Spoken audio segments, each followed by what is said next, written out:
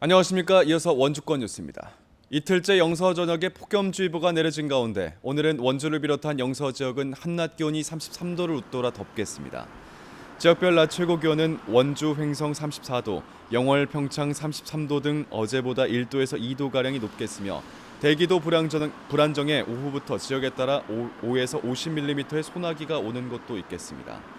기상청은 낮 기온이 33도를 지속적으로 넘어서면서 폭염특보가 격상될 가능성이 있다며 건강관리에 유의할 것을 당부했습니다.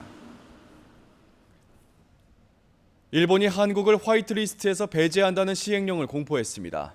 비전략물자도 이른바 캐치올 규제 대상에 오르면서 원주 의료기기 업체도 일본산 부품을 대체할 수 있는지 검토하기 시작했습니다. 정다혜 기자가 보도합니다. 일본이 수출무역 관리령 개정안을 공포했습니다. 기존 반도체 핵심 품목 3개 이외에 추가 개별 허가 품목은 지정되지 않았지만 비전략 물자도 캐치홀 규제 대상에 오르면서 추가 보복 가능성은 열려있는 상황입니다. 이에 따라 약 20% 부품을 일본 기업에 의존하고 있는 원주 의료기기 업체들은 부품 대체 가능성을 타진하기 시작했습니다. 이러한 일본산 부품들은 국산 혹은 다른 국가의 제품으로 대체하는 것이 가능하다라고. 대체 부품을 구할 수 있어도 문제는 여전히 남습니다. 의료기기 특성상 부품 몇 개만 바꿔도 최대 6개월 이상 걸릴 수 있는 보건당국의 인허가를 다시 받아야 하기 때문입니다. 환자 감시장치 LCD 패널과 심장 충격기의 배터리 등을 일본에서 전량 수입하고 있는 한 의료기기 업체는 자칫 판매할 물건이 없는 상황에 내몰릴 수 있습니다.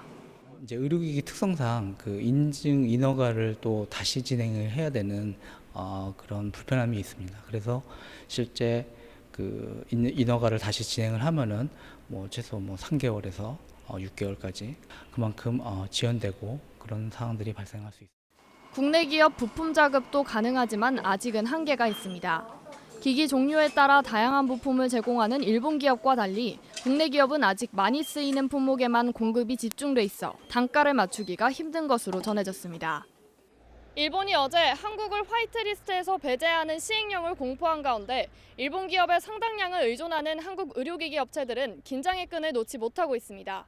MBC 뉴스 정다혜입니다.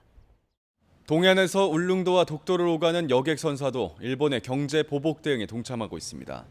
강릉과 울릉도, 독도를 오가는 선사인 시스포빌은 지난 4일 일본의 2명 독도 배표 예약을 거절했고 앞으로도 일본인의 독도 승선을 거부하겠다고 밝혔습니다.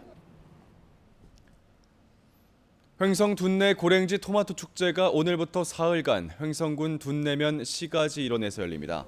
올해로 8회째를 맞은 이번 축제는 토마토 풀장에서 열리는 보물찾기, 토마토 댄스 파티, 메기 잡기 등 다채로운 체험 프로그램을 운영하고 토마토 홍보관, 품종 전시관 등 토마토 관련 정보도 함께 제공합니다. 또 축제 이틀째엔 인기 가수의 공연을 볼 수 있는 태기산 K-팝 쿨 페스티벌과 전국 축구 대회도 함께 열려 풍성한 볼거리가 준비될 예정입니다.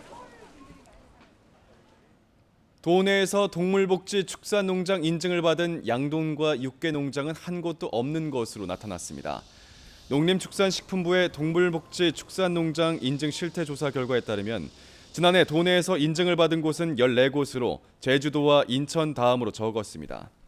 도내 인증 농가는 산란계 농장이 13곳, 젖소농장 1곳이며 양돈과 육개농장은 없는 것으로 집계됐습니다. 동물복지 축산농장 인증은 동물보호법에 따라 지난 2012년부터 가축이 본래 습성을 유지하며 살 수 있는 농장을 인증하는 제도입니다. 1999년 개봉한 영화 쉬리의 리마스터링 버전이 평창 남북평화영화제에서 첫 선을 보입니다.